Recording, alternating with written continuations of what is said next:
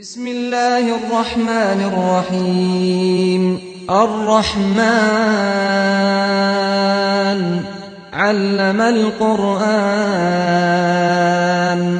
خلق الإنسان علمه البيان الشمس والقمر بحسبان والنجم والشجر يسجدان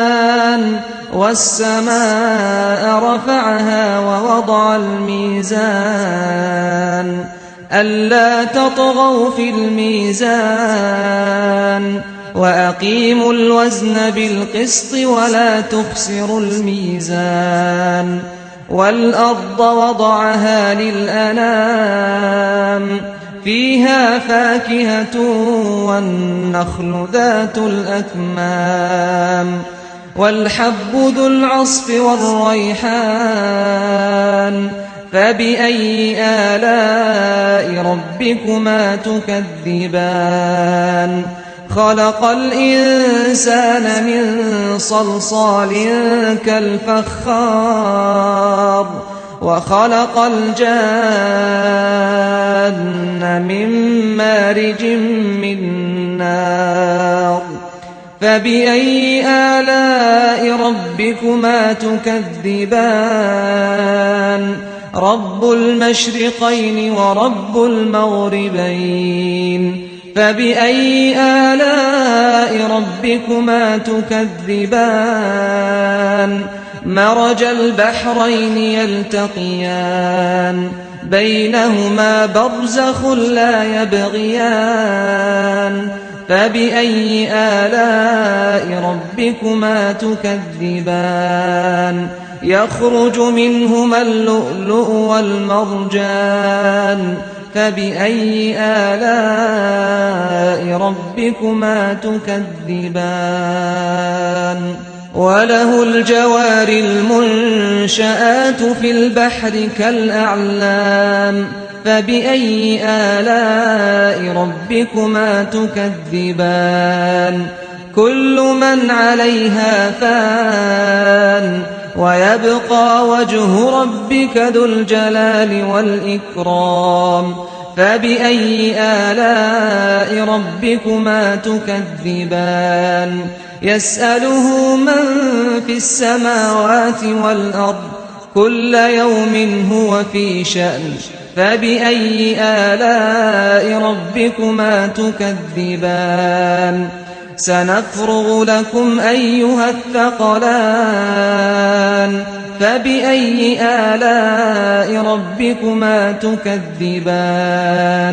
يا معشر الجن والإنس إن استطعتم أن تنفذوا من أقطار السماوات والأرض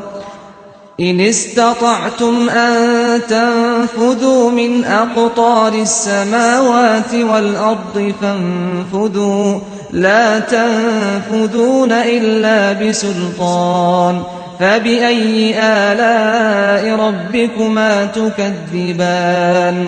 يرسل عليكما شواظ من نار ونحاس فلا تنتصران فبأي آلاء ربكما تكذبان فإذا انشقت السماء فكانت وردة كالدهان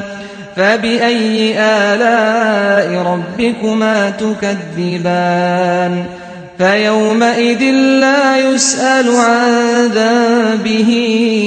إنس ولا جان فبأي آلاء ربكما تكذبان يعرف المجرمون بسيماهم فيؤخذ بالنواصي والأقدام فبأي آلاء ربكما تكذبان هذه جهنم التي يكذب بها المجرمون يطوفون بينها وبين حميم آن فبأي آلاء ربكما تكذبان ولمن خاف مقام ربه جنتان فبأي آلاء ربكما تكذبان ذواتا أفنان فبأي آلاء ربكما تكذبان فيهما عينان تجريان فبأي آلاء ربكما تكذبان فيهما من كل فاكهة زوجان فبأي آلاء ربكما تكذبان متكئين على فرش بطائنها من استبرق وجنى الجنتين دان فبأي آلاء ربكما تكذبان فيهن قاصرات الطرف لم يطمثهن إنس قبلهم ولا جان فبأي آلاء ربكما تكذبان كأنهن الياقوت والمرجان فبأي آلاء ربكما تكذبان هل جزاء الإحسان إلا الإحسان فبأي آلاء ربكما تكذبان ومن دونهما جنتان فبأي آلاء ربكما تكذبان مدهامتان فبأي آلاء ربكما تكذبان فيهما عينان نضاختان فبأي آلاء ربكما تكذبان فيهما فاكهة ونخل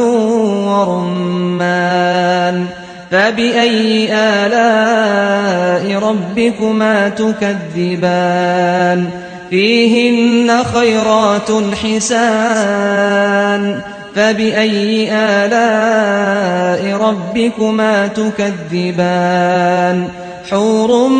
مقصورات في الخيام فبأي آلاء ربكما تكذبان لم يطمثهن إنس قبلهم ولا جان فبأي آلاء ربكما تكذبان متكئين على رفرف خضر وعبقري حسان فبأي آلاء ربكما تكذبان تبارك اسم ربك ذي الجلال والإكرام